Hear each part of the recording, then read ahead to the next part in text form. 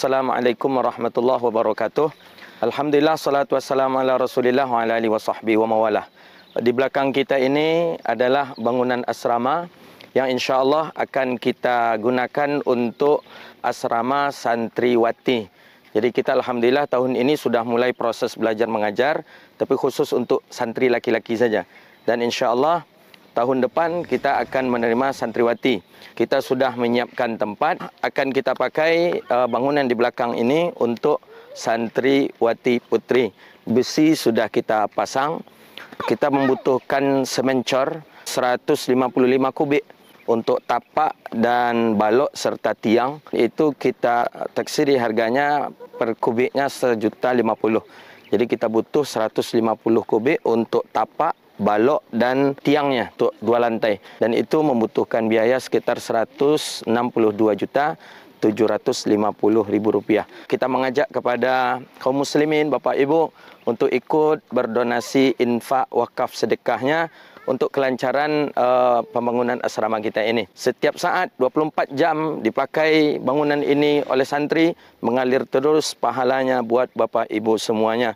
Niatkan pahala wakaf infak sedekah ini untuk kedua orang tua kita dan untuk orang-orang yang tersayang di antara kita.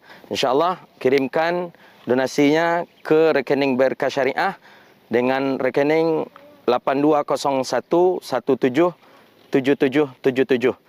Kita ulangi lagi, Berkah Syariah 8201177777 atau ke rekening BSI 8201177775. BSI 8201177775 atas nama Yayasan Pondok Pesantren Darul Hadis Al-Aidarusiyah. Demikian, terima kasih. Billahi taufiq hidayah. Assalamualaikum warahmatullahi wabarakatuh.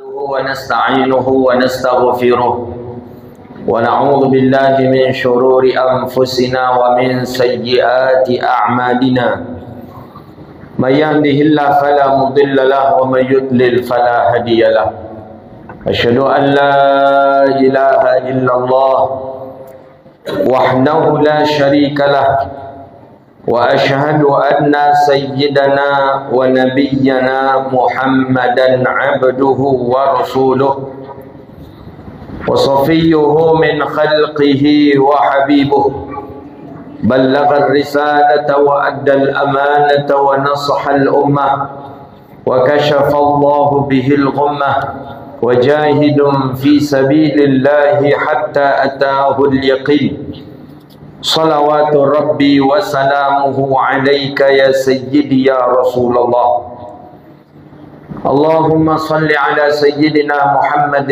طب القلوب ودوائها وعافية الأبدان وشفائها ونور الأبصار وضيائها وعلى آله وأصحابه بعدد كل معلوم لك.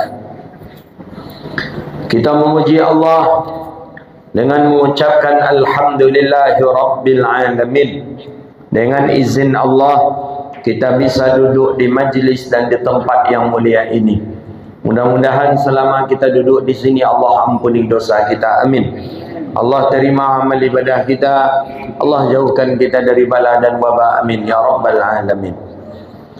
Salawat dan salam kepada Nabi yang agung, Nabi yang mulia, Sayyidina Rasulullah Muhammadun sallallahu alaihi wasallam.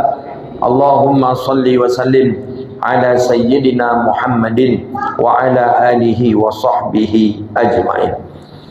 Bapak Ibu yang dirahmati Allah Subhanahu wa taala, kita akan mengkupas satu buah hadis Nabi sallallahu alaihi wasallam.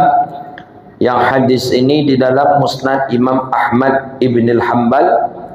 Hadis ini hukumnya sahih. Apa kata Nabi kita sallallahu alaihi wasallam? Hadis daripada Abdullah bin Umar juga disebutkan. Atin babul jannah fa astaftihu. Ini tentang siapa yang pertama kali masuk surga dan siapa yang terakhir masuk surga. Nah, jangan-jangan kita termasuk yang terakhir masuk surga. Ada yang awal masuk surga, ada yang paling akhir masuk surga, kata Rasulullah. Kata Nabi, atin babal jannatin fa'astaftih. Aku datang ke pintu surga, kata Rasulullah, fa'astaftih. Aku minta buka. Jadi kalau begitu, Nabi di luar, penghuni surga di dalam. Penghuni surga siapa? Penjaga pintu surga? Harus kenal waktu, jangan sampai tak lo kenal. Malaikat Ridwan. Malaikat Ridwan sudah di dalam surga. Karena kalau menengok bahasa hadis, fa'astaftih, Nabi minta buka. Assalamualaikum, kata Rasulullah SAW. Di dalam. Buktinya malaikat Ridwan tu di dalam surga, fayaqulu man anta. Jadi kecek malaikat Ridwan dari dalam surga, man anta, siapa engkau? Tak tahunya kalau yang di luar kau Nabi Muhammad. Tak tahu dia kalau yang di luar tu Nabi Muhammad. Tu tanda bahawa malaikat Ridwan tu berada dalam surga. Nah, ini salah satu dalil bahawa penjaga itu mesti harus berada di dalam, bukan di luar. Kalau di luar berbahaya. Dia mesti di dalamnya. Maka kalau ada perusahaan, ada kita, tapi penjaganya di luar, itu kurang nyaman gitu, kurang aman itu. Dia di dalam. Man anta? Kata malaikat Ridwan ke Nabi Muhammad. Fa'aqulu Muhammad, kata Nabi Muhammad, aku ni Muhammad. Aku ni Muhammad. Apa jawaban malaikat Ridwan dari dalam? Fayaqul bika umirtu an la aftaha li ahadin qablak. Aku ni dari dulu lagi menunggu engkau di sini. Umirtu, aku diperintahkan an la aftah, supaya aku tidak membuka pintu surga ini kecuali bagi engkau. Jadi maksudnya belum boleh dibuka. Jadi kata Allah kepada malaikat Ridwan, jangan dibuka pintu surga ini dulu kalau belum masuk Muhammad. Nabi Muhammad orang yang pertama kali masuk surga, Pak. Maka dari hadis inilah protes Nabi Isa, munajat Nabi Isa kepada Allah, mengadu Nabi Isa kepada Allah. Bala ya Rabbi, ya Allah, sungguh mulia menjadi umat Muhammad. Karena yang masuk surga Nabi Muhammad. Setelah itu ada 10 yang dijamin dari Nabi masuk surga. Abu Bakar, Umar, Utsman, Ali dan sahabat-sahabat yang lain. Setelah itu para ulama, setelah itu para syuhada, setelah itu kita kaum muslimin masuk surga. Nah, siapa yang paling terakhir masuk surga? Wa akhiru may yadkhulul jannah. Orang yang paling terakhir masuk surga itu seorang laki-laki. Yuqalu lahu Juhainah, dinamakan dia dengan Juhainah namanya. Ada nama masjid kau nama Juhainah? Kalau ada yang paling terakhir besok masuk surga, Juhainah.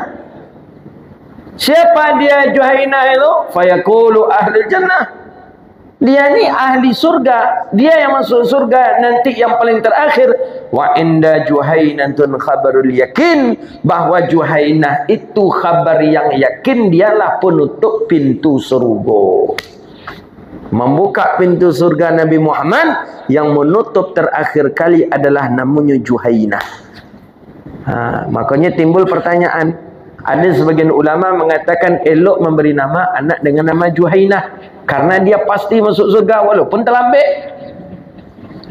Walaupunnya terakhir. Ada sebagian ulama mengatakan tak elok. Karena yang bagian terakhir tu tetap tak bagus. Maka selisih pendapat ulama. Ada yang memberi nama dengan Juhainah. Ada yang mengatakan lebih bagus tak diberi nama dengan nama Juhainah. Terlambat dia masuk surga. Kalau menurut kita macam mana? Bedialah Juhainah tak? Pokoknya masuk surga walaupun terlambat. Itu kata begini Nabi Juhainah. Wa yaqulu ahlul jannah wa inda Juhainah khabarul yakin. Nah, dari sini jelas bahawa mayoritas ahli penduduk surga itu nanti itu adalah umatnya Nabi Muhammad SAW. Juhainah ni umat Nabi Muhammad. Juhainah ni umatnya Rasulullah. Maka mayoritas nanti yang mengisi surga itu adalah umat Nabi Muhammad. Maka ahli surga dia mengucapkan salam. salam. Ada di dalam ayat itu disebutkan fa ni'ma salam. Kemudian dia baca doa, apa doa penduduk ahli surga? Alhamdulillah. Apa doa penduduk ahli surga?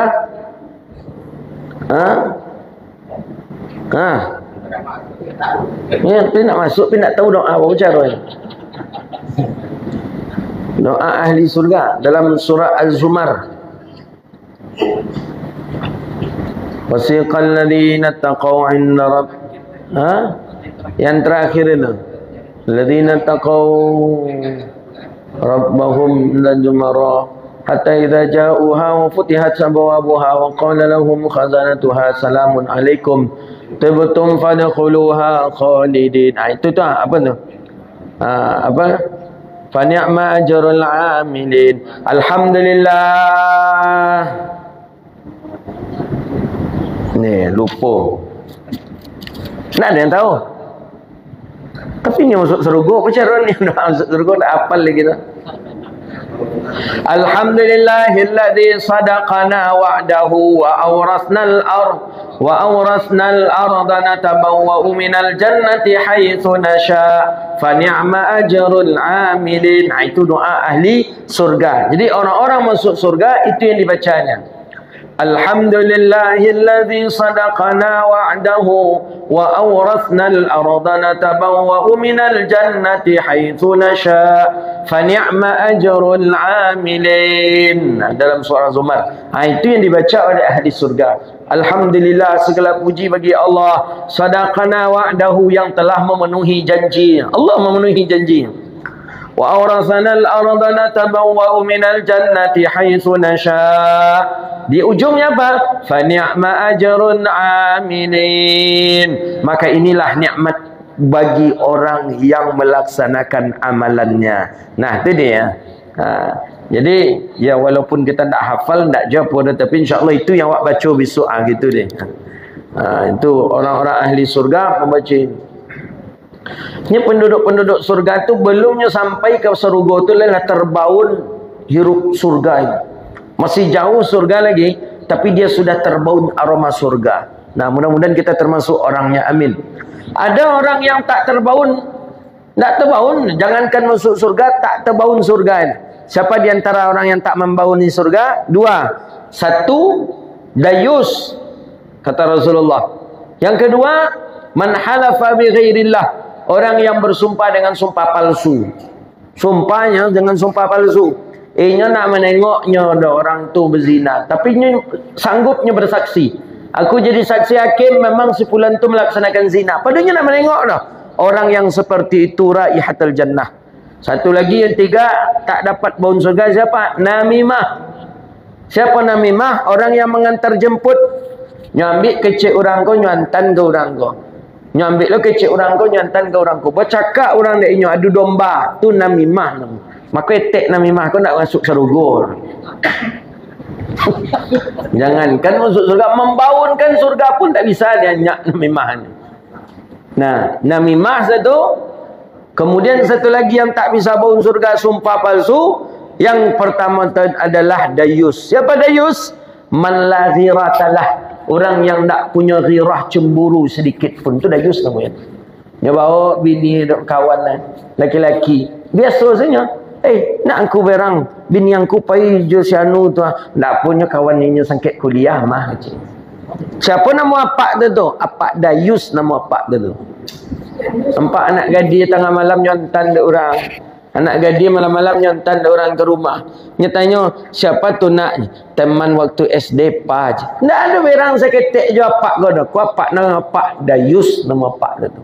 Jangankan masuk sarugo, apak tu membaunkan surga pun tak dapat apak. Maka bahaya pak, jangan sampai dayus pula awak pak. Dayus. Cik lain nan lari itu koruptor tu jayus.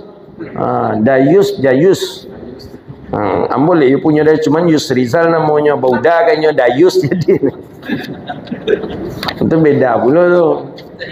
Tu dayus sebenarnya tu cuman hilang udah jadi dayus seleh. Sama je nama Yus Rizalnya nama Jal. Awak memorinya udah hilang tinggal dajjal mah dajjal. Sama itu dia dajjal. Dayus dajjal.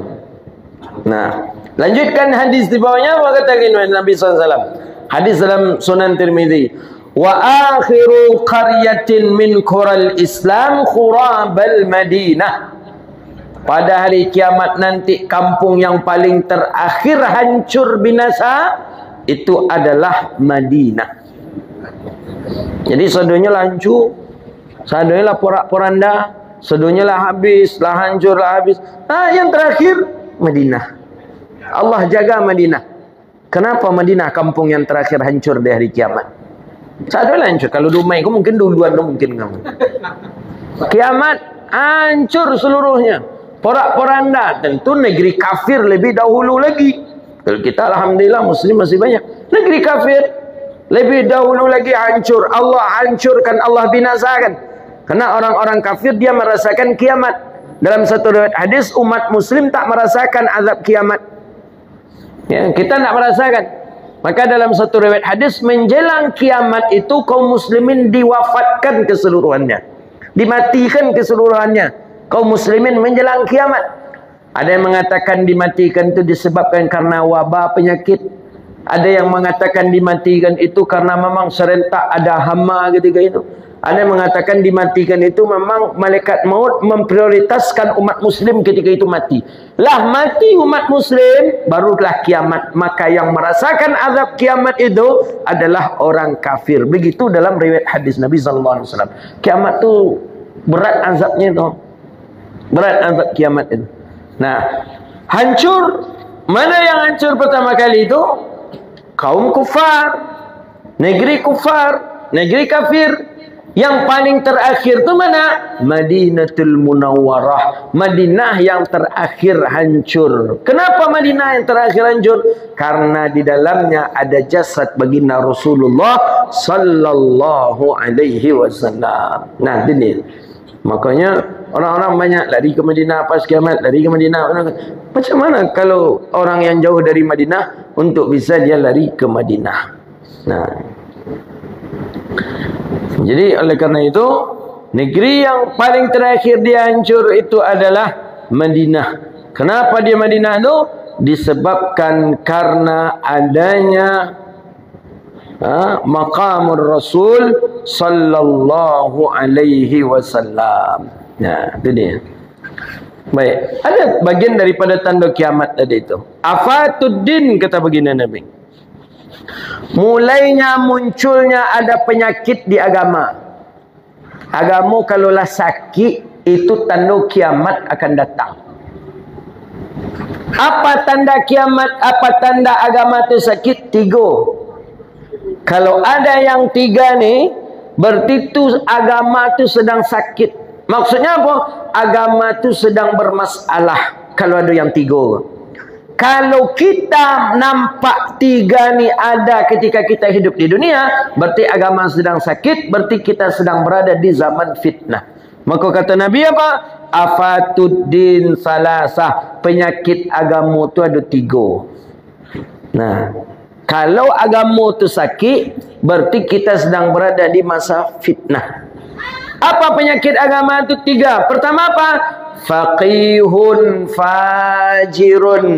Faqih itu ulama fikih, ulama ahli hukum, tapi fajirun. Fajir. Apa makna fajir ni? Fasik. Dia mengeluarkan hukum tapi bisa dibeli. Kok penyakit agama? Ada tak gini? Nampak di gitu memang. Dulu kecil BPJS haram sudah tu lah, buli saya kecilnya lah. Apa? Fajir. Dulu kecilnya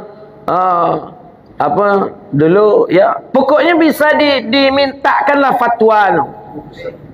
Bisa dipesan. Tu apa nama tu? Faqihun fajirun. Kalau ada ini di masa itu, berarti agama sedang sakit. Ulama bisa dibeli. Fatwa tu bisa di kandaan kata kita. Macam beli lontong. Beli lontong 5,000. Banyakan kuas tak ionya. Macam itulah tu fatwa. Buya, saya Kiai. Saya ni punya bisnis ni Kiai. Ya, ada apa? bisnes saya ni bagus Kiai. Saya ingin bertanya ke Kiai bagaimana hukum bisnes saya. Ya, bagaimana bisnes anda? Apa yang anda lakukan? Saya alhamdulillah bisnes saya sekarang sedang lancar Kiai. Ya, apa bisnes anda? Bisnes saya tak banyak Kiai. Saya punya kandang babi dan isinya babi Kiai. Tapi setiap Jumat hasil tu saya keluarkan zakatnya Kiai. Kecek pengusaha tadi ke Kiai. Jadi bagaimana hukumnya Kiai? Tak boleh. Babi haram. Usaha dari babi haram. Tapi lumayan banyak pendapatannya Kiai. Dalam satu bulan tu dapat kita untung bersihnya 500 juta Kiai. Tetap tak boleh. Tapi nanti 200 jutanya untuk Kiai. Kalau itu tu ialah. Tak apa nama tu? Faqihun fajirun. Bisa diganti. Bisa dibolak-balikkan. Yang haram bisa menjadi halal, yang halal bisa menjadi faqihun fajir. Kau bahaya. Kau lah penyakit di kita kau. Buktinya lah nampak di kita gini. Nah, kau termasuk penyakit agama kata Rasulullah. Afatud dinu salasah. Penyakit agama tu tiganya. Yang pertama tu faqihun fajirun. Ahli fiqih tapi fajir, fasik. Bahaya. Ya, awak kau macam mana kau? Oh, nak boleh no. Tapi beko ada kompensasinya untuk buaya beko no. Oh, kalau itu jelah. Beko le tong ya kecilnya. Nah, hati-hati tu Pak. Banyak gini Pak. Banyak. Nah, diberikan fatwa, tolong dibolehkan fatwa kau ya buaya. Memang kalau apunya sebenarnya tak boleh kau dah buaya. Tapi pandai-pandai buaya lah membuatkan fatwa ke beko. Nah, itu namanya faqihun fajirun. Berubah fatwa hukum asal tadi dengan fatwa yang difatwakan oleh buaya tadi.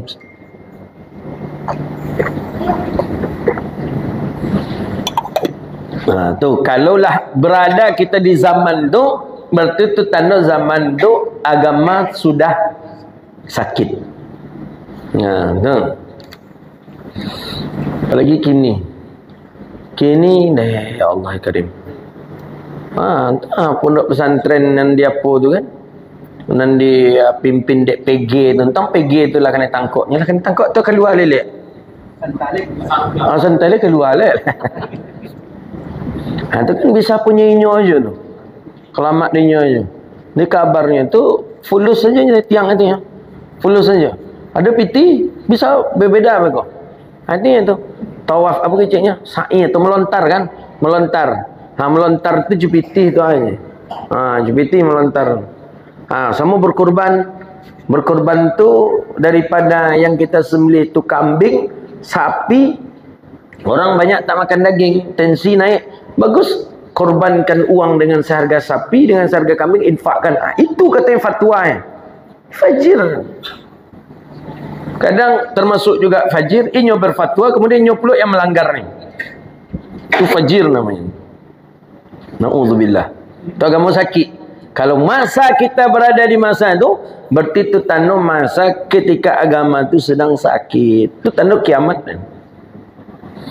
Yang kedua, afatuddin, penyakit agama itu yang ketiga. Yang kedua kata Rasulullah, wa imamun jairun, imam pemimpin yang jair, pemimpin zalim. Itu penyakit yang ada di agama kita. Kalau kita berada di saat pemimpin tu zalim, itu tanda penyakit agama tu dah nampak dia awak. Apa tanda zalimnya pemimpin tu? Yang salah ia benarkan, yang benar ia salahkan. Orang benarnya salahan orang tadi. Orang tu betulnya tapi dihukumnya. Sedangkan orang salah dibebaskannya. Nah, kau zalim nama yang mereka. Di Indonesia pemimpin zalim Ustaz, antalah nilai salah dia papa ibu-ibu zalim tak ya? Yang salah justru itu yang ia angkat, ia benarkan. Yang benar justru itu yang dia salahkan. Nah, tu pemimpin namanya pemimpin apa tu? Pemimpin zalim namanya. Ada dari dulu banyak pemimpin zalim, tak apalagi kini. Dulu sajalah banyaknya. Lah adanya pemimpin zalim ni dulu, apalagi kini. Di zaman Zahir Birbas dulu lagi, zaman Imam Nawawi lah ada pemimpin-pemimpin zalim. Apalagi dia awak gini kau. Jadi jangan kita herannya dia jangan tu zalim. Dululah dah Firaun berapa nak zalim Firaun tu ha. Qarun. Siapa lagi? Raja Namrud berapa zalim tu? Apalagi kini. Kini memang ini ndak Namrud namanya, memang ndak Firaun, tapi perangainya sebalai dua balai je Firaun. Tengok perangai Firaun. Hampir yang sama. Namrud macam tu juga. Nah, memang namanya ndak Namrud, namanya ndak Firaun, tapi perangainya hampir disalinnya perangai Firaun ni.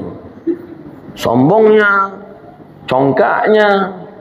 Nah, yang salah dimenangkannya, sedangkan yang benar dihinanya, ditangkapnya. Apa namanya itu? Zalim.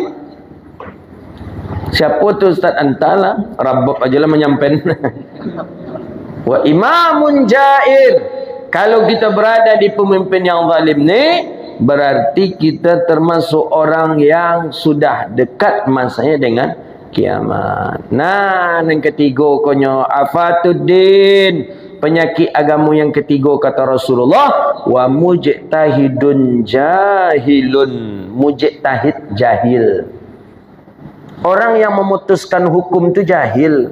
Tak tahunya tentang hukum ahkam tu, tapi nya berani berbicara. Konyo hari kau banyak.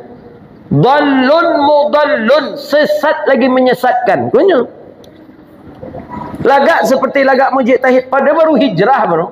Maka kecek Imam Muhammad Ghazali tu, hari Ahadnya hijrah dari maksiat. Hijrah. Hari Ahad hijrah. Hari Senin mulai nyon-sonsu memanjangan janggut, nyo cukur sarawanya, nyo potong sarawanya, nyo pendekan sarawanya. Tu hari Senin. Hari Selasa mulai nyo beraja agama, baca buku lu, baca buku hari Selasa.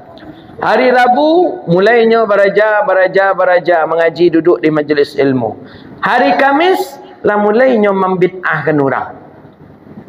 Hari Jumaat lah mulainya berfatwa, oh itu salah, itu. Pada baru hijrah pajago baru.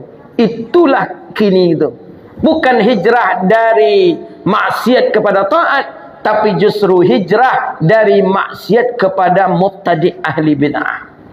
Itu banyak gini tu. Tak ada modal belajarnya seketik je dah. Hari Ahadnya baru hijrah baru. Hari Senin nya potong Sarawak ada supaya nampaknya lega sama dia ustaz. Nya panjang janggut kan. Beko kanyangnya hitam mana seketik sikorinya. Mengecek nya anak anta antu anti antuma. Akhi kaifa halak akhi anak. Pada baru hari Ahad hijrah.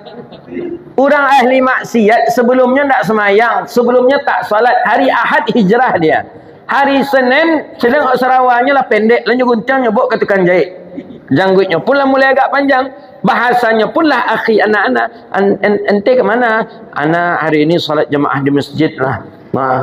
Itu Selasa. Tiba di Rabu lah mulai membaca-baca buku. Tiba di Kamis mulai duduk di pengajian. Tiba di hari Jumaat lah jangan ceramah Ustaz Samad tu lah. Ustaz Samad tu jangan Ustaz Zain Rajis tu sasik kaji tu nya. Pada kepatangnya baru mengaji baru. Nah, ni fenomena kita hari ni, mujtahid jahil. Itulah yang kecek baginda Nabi apa? Dalun mudal. Alah sasik tabuk sasik pula orang dia. Tu nampak berbahaya tu. Nabi lah mengatakan, kata Rasulullah, ada masanya nanti di akhir zaman, kathirul qutaba wa qalilul ulama. Banyak orang yang ahli pandai berceramah, berpidato, tapi sedikit saja ulama. Yang berfatwa itu siapa? Orang jahil. Adallu fa'adal. Sesat lagi menyesatkan. Itu berbahaya. Ini bahaya. Jadi ada baru-baru kecil ustaz tu kita kalau kita takantui kecil ustaz tu tapi lain tak berbunyi dah. Ndak apa dah langsung salah semayang kecilnya. Ada fatwa ustaznya. Itu kecil ustaznya. Jadi yang dihitung kantui itu dua kecilnya. Imma bi sautin wa imma bi raihin. Serius ustaznya tu. Kecil ustaz tu yang terkentut tu dua. Ada kala dia berbunyi atau ada kala dia berbaun. Tapi kalau nyo ndak berbunyi, indak pula nyo berbaun dah. Tapi nyo terkentut keluar angin, maka ndak apa-apa, bawa saja solat. Aduh ustaz yang macam tu. Bayangkan ada apa-apa. Itu misi wirid pengajian ibu-ibu tu. Ibu-ibu langsung bertanya ke saya. Itu nyo mujtahid jahil. Ndak ada ilmu. Jadi kecil ustaz tu ndak kantuik tu dah kecil, tapi tu angin saya tengok kecil. Kan bahaya ya. Sendawa, tapi sendawanya di bawah gitu. Itu langsung jemaah wirid menyampaikan, Ustaz, kami minggu yang lalu ada ustaz mengisi wirid di sini katanya. Mungkin jemaah ni ada terasa-terasa juga kayaknya. Langsung ditanyakan. Jadi katanya kalau kita terkentut tapi tidak ada bunyi, maka boleh solat kecilnya. Astagfirullah kata Allah. Enggaklah kan ni. Ya kata ustaz tu kentut tu tandanya ada dua saja katanya. Imma birahid wa imma bisautin. Ada kala dia berbaun, ada kala dia berbunyi. Tapi kalau tidak ada sifat yang ini ni, maka itu boleh katanya. Kan kacau jadi itu. Ada nak berbaun, nya berbunyi, ada je nak berbunyi, pandainya pakai peredam suara. Nya pasang peredam suara nak berbunyi dalam lambe nyelepihan tu. Berbaun pun tidak ada. Berarti boleh bawa solat. Inna lillahi wa inna ilaihi raji'un. Ini yang dimaksud Rasulullah. Mujtahidun jahilun. Dia seorang mujtahid, dia orang yang berfatwa tapi jahil, bodoh, tak ada ilmu. Tadi saya tengok di mobil tadi, perjalanan menuju Dumai, Ustaz Wahabi kata dia, badal haji tak ada. Keceknya lah, tak ada badal haji. Dalam fiqih tak ada, dalam hadis pun tak ada badal haji. Yang ada itu menghajikan orang tua. Kan sama je nan kantik je keluar angin tadi dia ni. Tak ada kan membadalkan, tak ada di hadis katanya lah. Tentu you nak kena ada kalimat membadalkan, menggantikan tu bahasa awak, bahasa Arabnya badal. Yang ada menghajikan orang tua itu yang ada keceknya lah. Sebagaimana di dalam hadis Sayyidah Aisyah ditanya, riwayat Sayyidah Aisyah, ya Rasulullah, ibuku sudah meninggal dunia. Kata orang yang bertanya ke Rasulullah, adakah boleh aku menghajikannya? Hadis yang sahih. Kata Nabi, boleh. Tapi kata Rasulullah apa?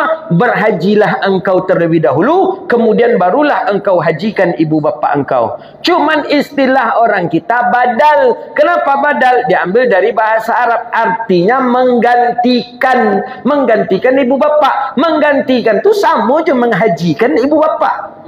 Kan sama je. Keceknya badal tak ada, tapi menghajikan ada. Sama dia. Kantik ada, tapi kalau angin ada. Maka jahil ni bahaya.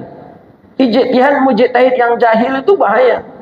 Maka perlu ilmu dalam berijtihad. Perlu ilmu dalam segala hal furu' ibadah, butuh ilmu.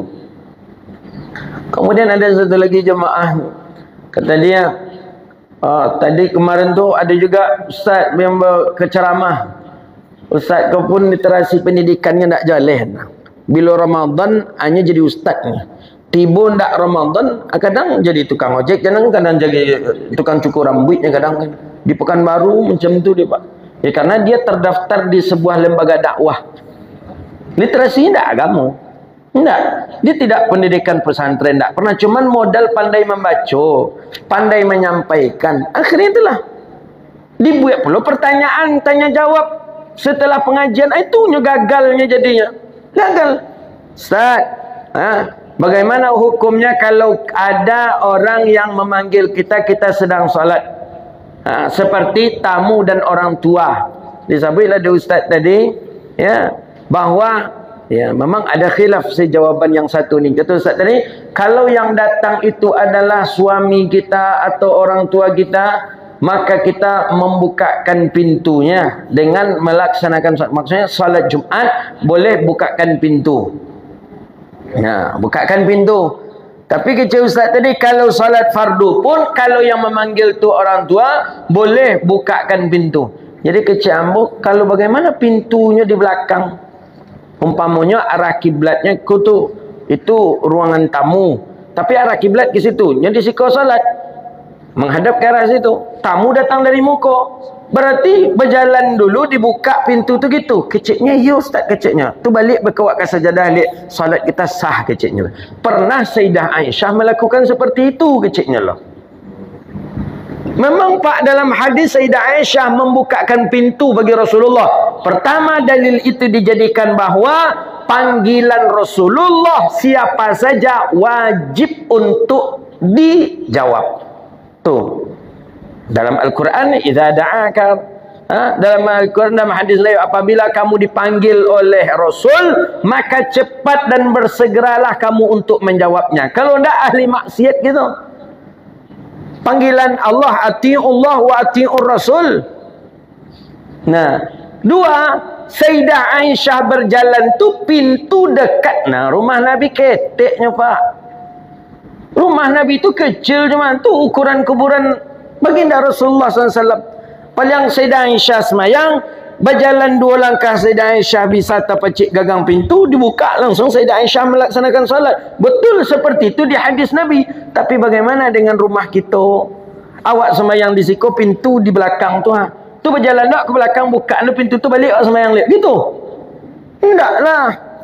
Jadi kecil Ustaz tu, ya boleh itu, boleh. Kan terbelakangi kiblat. Ya tak apa-apa, karena Sayyidah Aisyah pernah melakukan itu. Sayyidah Aisyah tadi mudah itu, ke pintunya salat.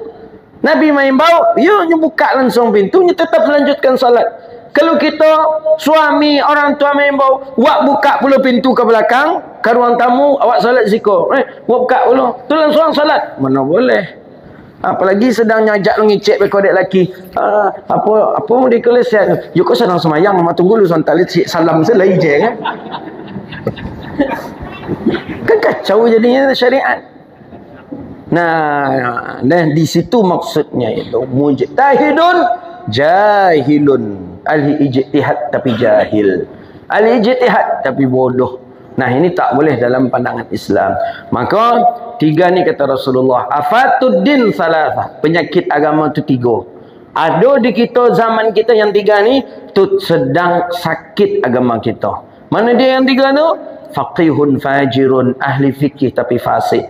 Imamun jairun, pemimpin tapi zalim. Mujtahidun jahilun, ahli ijtihad, ahli memutuskan sebuah hukum tapi dia jahil, bodoh. Nah, itu dia. Itu yang 3 contoh tadi itu fakta seluruhnya itu. Jemaah yang melapor di kita itu. Apalagi tentang kentut tadi itu baru-baru tu. Jadi kecilnya, kalau terkentut asal jangan berbunyi, asal jangan berbaun, itu sah kecilnya. Tak apa-apa tidak berwuduk. Kan kacau fatwa model itu tu. Terang ada anak-anak kau sero ni yang berkentut taruh itu ya Pak. Apalagi yang pandai yang menyembunyikan kentut tadi daun. Ini kecil saat ni boleh. Akan bahaya tu. Sama halnya dengan fatwa yang mengatakan taik kucing itu suci tak najis itu tu. Kencing kucing itu suci tak najis suci tak najis. Itu kan bahaya tu. Dhalun mudallun. Sesat dan bisa menyesatkan kepada orang lain. Hadza wabillahi at-taufiq, wallahu a'lam bishawab. Itu penyakit daripada agama, ada pula penyakit daripada ilmu. Kalaulah sampai ke fasa yang kita banyak ada penyakit di saat itu, maka ketika itulah tanda bahawa kiamat itu sudahlah dekat. Alhamdulillah. Ada pertanyaan silakan. Kalau ada pertanyaan contoh kontrik tadi tak jawab pun.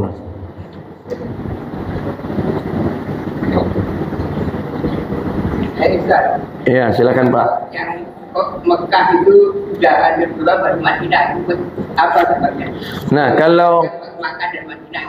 Kalau Dajjal itu Makkah tak mampu dia masuk. Masjidil Haram dia tak mampu dia masuk. Tapi ketika kiamat, kalau di hadis Nabi ini Madinah yang terakhir.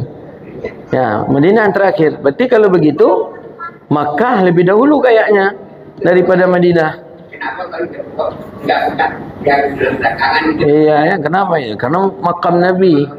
Karena makam Nabi ada di Madinah. Makanya sebagian ulama mengatakan mana yang mulia Ka'bah dibandingkan jasad Nabi, kubur Nabi. Ada sebagian ulama mengatakan lebih mulia jasad Nabi, karena kalau tidak ada Nabi Muhammad, Kaabah pun juga tidak ada, orang pun tidak akan menghadap solat ke sana. Nah begitu. Sebagian ulama mengatakan tetap Kaabah lebih mulia, karena Kaabah jauh lebih dahulu adanya dibanding dengan Nabi Muhammad sallallahu alaihi wasallam. Tapi hikmahnya nampaknya karena memang adanya jasadnya Rasulullah sallallahu alaihi wasallam. Nah, maka itulah dia. Makanya coba tengok di Madinah tu, Bapak Ibu kalau berangkat umrah, coba perhatikan hotel-hotel di Madinah tu sama tinggi semua. Tidak ada yang menyaingi ketinggian menaranya Masjid Nabawi. Kenapa? Karena itu ukuran tinggi paling boleh. Kalau di Makkah tinggi-tinggi, bahkan bisa kita menengok Kaabah dari bawah. Tapi di Madinah tak boleh. Itu dibuat aturan. Kenapa? Karena ta'ziman, memuliakan baginda Rasulullah sallallahu alaihi wasallam. Jadi acuannya itu cuma menara. Menara adalah acuannya. Kalau menara lebih dari menara itu sudah melanggar kode etik pembangunan hotel yang ada di Madinah. Mudah-mudahan Allah murahkan rezeki kita bisa berangkat haji atau umrah. Amin ya rabbal alamin. Ada pertanyaan lain? Silakan. Tawassul tadi. Pada orang yang hidup masih bisa.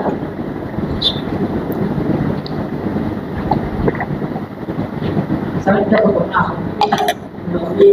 Orang yang hidup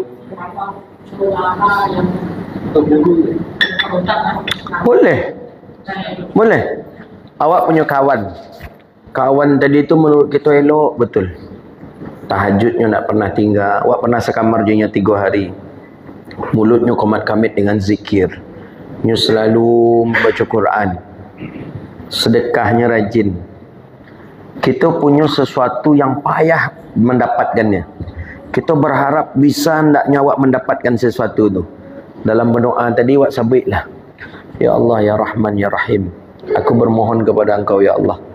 Dan aku bermohon juga kepada Engkau, Ya Allah, dengan nama saudaraku yang saleh, saudaraku yang baik, si fulan. Aku bermohon kepada Engkau, Ya Allah, tunaikan hajatku, Ya Allah. Boleh. Apa contoh? Sahabat bertawassul dengan paman Nabi minta hujan. Sayyidina Umar Ibn Al-Khattab kalau tak salah dalam riwayat hadis. Ya Rabb, bi'ammi Rasulillah, berkat pamannya Rasulullah sallallahu alaihi wasallam turunkanlah hujan ya Allah. Karena memang paman Nabi itu orangnya saleh, orang yang pernah ketika munajat kepada Allah turun hujan. Dengan menyebut namanya Allah turunkan pula hujan. Boleh, orangnya masih hidup, boleh. Orang tu saleh nampak dah awak. Nak banyak cerita, nak banyak cincang muncungnya, nak banyak mengecek, akhlaknya pun baik. Dalam doa kita berharap ada sesuatu yang ingin cepat Allah kabulkan. Diimbau namanya dalam doa kita. Boleh, tidak apa? Boleh. Banyak riwayat-riwayat hadis yang menjelaskan tentang itu. Jadi orang yang hidup, baik dia, ya tentu yang kita bawa dalam doa ini tentu orang saleh, ya, orang saleh. Kalau yang tak saleh tak perlu buat ibu namanya. Ya. Saleh tu taatnya bukan namanya saleh ndak. Banyak je orangnya namanya saleh punya preman. Tak ada guna itu. Tapi ini orang ni memang aktivitas dia orang yang taat kepada Allah Subhanahu wa taala. Ada pertanyaan lain? Jadi boleh. Jadi 5 tawassul tadi tu yang kita jelaskan tadi di Islamic Center kita tu. Pertama tadi dengan Asmaul Husna. Al-Quran mengatakan walillahil asmaul husna fad'uhu biha. Penting kita bertawassul. Ya Allah, dengan nama Engkau yang mulia tu, ya Allah, tunaikan hajatku, ya Allah. Kedua, kepada Nabi. Banyak dalil hadis ini. Ya, Al-Quran pun mengatakan, ya, idzalamu anfusakum ja'uka fastaghfirillah lastaghfara lahumul rasul lawajadillaha tawwabar rahimah. Ketika orang-orang melakukan kezaliman kemudian dia datang kepada Nabi Muhammad untuk minta ampun, maka Allah pun mengampuni. Dalam Al-Quran bertawassul kepada amal saleh, hadisnya sahih. Ketika sahabat yang terjeret di dalam gua, dia sedang masuk gua, rupanya pintu gua tadi dia import dia batu gadang. Keempat-empatnya bertawassul. amal saleh. Ketiga, keempat, melakukan tawassul dengan para wali Allah yang saleh. Boleh. Sebagaimana para ulama bertawassul di antara mereka dengan mereka. Kemudian yang kelima, tawassul tadi dengan zat, dengan air, dengan zam-zam, dengan buhur, itu boleh. Itu namanya tawassul dengan zat. Menurut ahli sunnah wal jamaah. Tapi menurut Wahabi Salafi, boleh tawassul itu cuma dengan amal saleh saja. Selebih daripada itu tak boleh. Ibn Taymiyah mengatakan boleh kepada Nabi, tapi ketika Nabi hidup, Nabi lah meninggal dunia, tak boleh katanya. Padahal tak tahu, dia banyak riwayat-riwayat hadis menjelaskan para sahabat bertawassul ke Nabi Muhammad ketika Nabi sudah meninggal dunia. Bahkan sebelum jasad Nabi diciptakan, Nabi Adam bertawassul ke Nabi Muhammad. Hadisnya jelas itu dalam Zakhair Muhammadiyah, dinukilkan oleh Imam Abu Ya'lawi Maliki rahimahullah. Nabi Adam ketika dikeluarkan dari neraka, Nabi Adam menangis bermunajat. Nabi Adam, Rabbana zalamna anfusana wa illam taghfir lana wa tarhamna lanakunanna minal khasirin. Tiap malamnya baca dek Nabi Adam doa tu, ya Allah ampuni dosa, ya Allah ampuni kesalahan. Jadi dirubahlah teks doa tu oleh Nabi Adam di malam yang ke-41. Ya Rabbi bijahi Muhammadin sallallahu alaihi wasallam antaghfirali. Ya Allah, dengan nama Muhammad maka maafkanlah kesalahanku ya Allah. Nabi Muhammad alun diciptakan ketika itu. Ditanya oleh Allah, ya Adam, sebelumnya 40 hari tak ni Allah Ta'ala berbicara dengan Nabi Adam. Tapi di 41 tadi, di malam yang ke-41, karena Nabi Adam merubah teks redaksi doanya, langsung Allah mengajak bicara Nabi Adam. Lima arafta Muhammad. Dari mana engkau kenal dengan Muhammad padahal dia belum aku ciptakan? Apa jawaban Nabi Adam? Bala ya Rabbi. Betul ya Allah. Jasadnya belum engkau ciptakan, walakinna nuruhu mawjud min qabli, tapi nurnya Muhammad sudah ada sebelum aku diciptakan. Akhirnya dimaafkanlah kesalahan Nabi Adam, dek gara-gara menyebut nama Nabi Muhammad sallallahu alaihi wasallam. Jadi tawassul tu 5 dibolehkan menurut akidah ahli sunnah wal jamaah. Tawassul dengan Asmaul Husna, tawassul dengan Nabi, tawassul dengan amalan saleh, tawassul dengan para wali aulia salihin, tawassul dengan zat. Hadza wabillahi at-taufiq. Itulah kajian kita. Mudah-mudahan bermanfaat dan Allah berkahi kehidupan kita dunia wal akhirah. Rabbana atina fid dunya hasanah wa fil akhirati hasanah wa qina adzabannar. Allahumma faqihna fid din wa 'allimna ta'wil wahdina ila siratikal mustaqim. Rabbana wa atina ma wa'adtana ala rusulika wa la tukhzina yawmal qiyamah innaka la tukhliful mi'ad. Rabbana wa atina ma wa'adtana ala rusulika wa la tukhzina yawmal qiyamah innaka la tukhliful mi'ad. Rabbana atina fid dunya hasanah wa fil akhirati hasanah wa qina adzabannar. Wassallallahu ala sayyidina Muhammadin wa ala alihi wa sahbihi ajma'in walhamdulillahi rabbil alamin. Demikian, mohon maaf, wabillahi taufiq wal hidayah war ridha wal inayah. Wassalamu alaikum warahmatullahi wabarakatuh.